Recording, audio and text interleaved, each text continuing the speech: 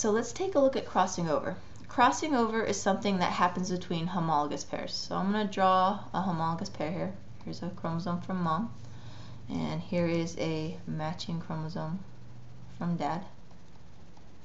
And this is a, not dad, this is a homologous pair because they're the same size, same shape with genes in the same place. So with genes in the same place, let's say here's the eye colored gene, and mom has brown eyes that she could pass on to you, that she passed on to you, and let's say over here it's blue. And let's say right here is your nose size gene, so here it's big nose, and here is little nose. Okay, so before a cell is going to divide in meiosis, we have to make a copy of each chromosome. Whenever a cell divides, whether it's before mitosis, meiosis, or binary fission, you always make a copy of your DNA. So we have to make a copy of each chromosome before we even start meiosis. So I'm going to make a copy of the one from mom here, and a copy of the one from dad here. Okay. Now, I crossed them over right here for a reason, because this is called crossing over. During prophase 1, so this is during interphase, we make a copy of all the chromosomes during interphase, more specifically S phase. Okay, but this crossing over happens during prophase 1. Okay, during prophase 1, in a homologous pair, the sister chromatid from the mom and one of the sister chromatids from the dad actually cross over, and what they do is they actually exchange pieces of DNA. They physically cut and trade pieces of DNA. So we could actually use these markers as an example. So literally the chromosomes cross over, they cut off a piece from the dad, cut off a piece from the mom, and then they trade places. So that goes there and this goes here. So you actually exchange DNA. So how would this look? Well, after crossing over occurs, oh, I forgot to write the information. So here, this is a copy, so it'd be brown right here. Here's a copy, it would be blue.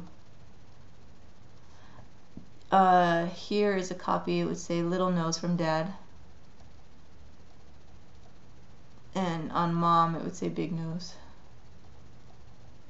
Okay, now after crossing over occurs, you wind up with this instead. So here's that outside chromosome here from mom, and it still has instructions where it says brown and big nose. But now this inner one, crossing over, has occurred to it. So right here, the top portion is still the mom, but this little bottom portion traded places with the chromosome from dad, so it's like this now. So if we're looking at the instructions, up here it says brown eyes, instructions for brown eyes. But down here, instead of having instructions for big nose, now it has instructions for little nose. The one from dad now looks like this. So on the inside chromosome, this was the one that did crossing over. So the top half is DNA instructions from dad, but the bottom half now has DNA instructions from mom. And over here, this outside one, it didn't go through crossing over, so it's still all purely instructions from dad. So if I put in the information once again, here it would be instructions for blue eyes. Here it's instructions for blue eyes. Down here, this, since it came from the mom, remember mom had instructions for a big nose, so right here it says big nose. And right here it's going to say little nose. Okay, so that's crossing over, taking a piece of the chromosome from mom and a piece of the chromosome from dad and actually exchanging places. So what's the significance of this? Why is this so important? Why is this such a big deal? Okay, well, during meiosis, or at the very end of meiosis, so let's say we're going to have 4 sperm here.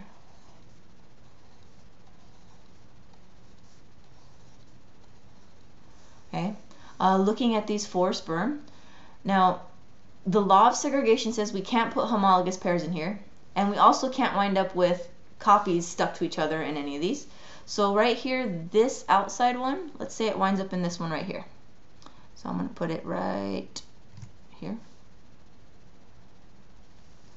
Let's say this one winds up right here in this one. So the top half is from mom, the bottom half is from dad. This one, we're going to put it in here. So the top half is from dad, bottom half from mom. And then this one winds up here. So you have something like this. Okay.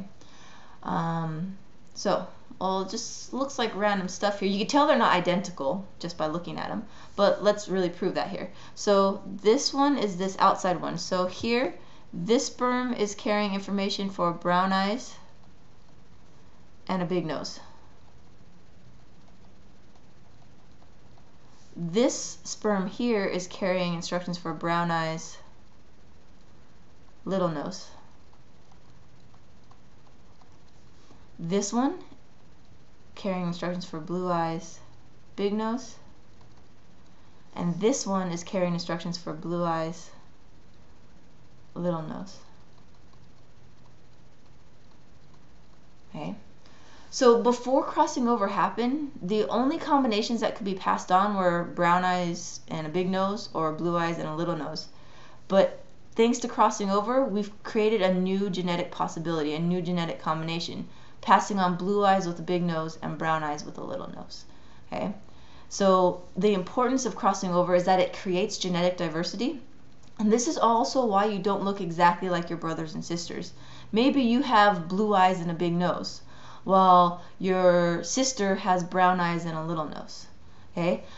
Because when crossing over happens, it created different possibilities, and they got separated into different sperm, and depending on which sperm gets to that egg first, that's the DNA instructions that get passed on. So, I mean, this could be you, one of your brothers, one of your sisters, one of your brothers, something like that. Okay?